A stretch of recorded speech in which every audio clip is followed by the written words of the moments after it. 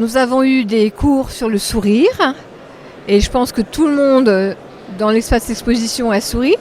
Nous avons battu tous les records de fréquentation, que ce soit en visiteurs uniques et visiteurs cumulés souriants.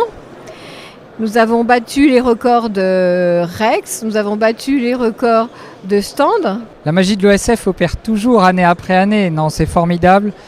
Tous les gens qu'on a rencontrés avaient des étoiles dans les yeux. L'étendue des pouvoirs de l'USF.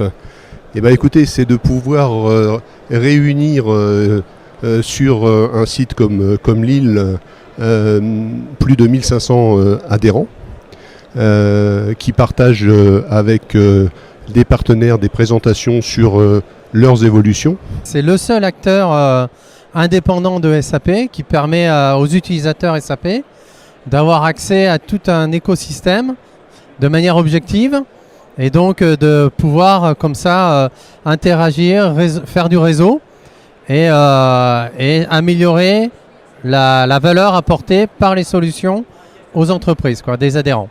Dernier tour de magie réussi de l'USF. Cette année, on a tenté un séminaire USF Force. Première tentative réussie. Donc voilà, notre tour de magie à nous, c'était ça, et avec un succès. On a pu faire intervenir SAP sur des sujets sensibles et avoir des retours qui soient concrets sur des sujets qui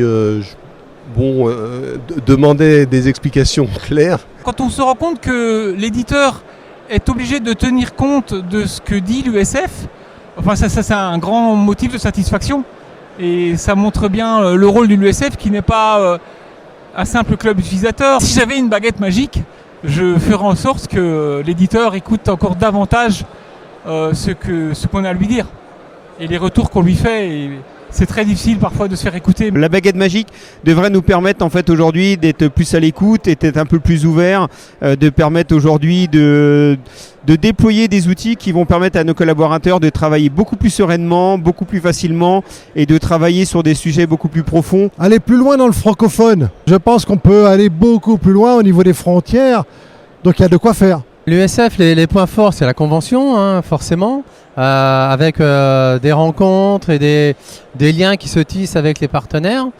Et puis les commissions où il y a vraiment quelque chose de fort qui se passe dans les commissions entre adhérents. Ces commissions permettent d'échanger sur nos problématiques et derrière d'être force de proposition auprès de l'éditeur.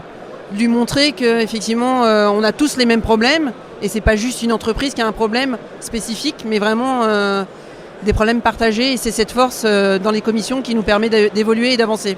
Et enfin, l'USF Force, où là, il y a vraiment un noyau dur qui est très soudé et qui permet de construire quelque chose de fort au profit des adhérents. L'USF Force, c'est une belle communauté, ce sont des belles rencontres, ce sont des discussions passionnantes. On est en train de se positionner, de savoir si on va créer une commission spéciale sur l'IA. On a déjà créé cette année une commission RISE. Le cloud, tout ce qui promet, les risques également, mais aussi finalement, et ça rejoint un petit peu les conférences de ce matin, c'est que tout ça nous impacte. La question, ça va être comment on va accompagner nos personnels et comment on va transformer les processus pour continuer à améliorer la valeur ajoutée et tout en ayant des RH qui soient à hauteur. Bien sûr, la magie de l'USF a opéré en 2024 également.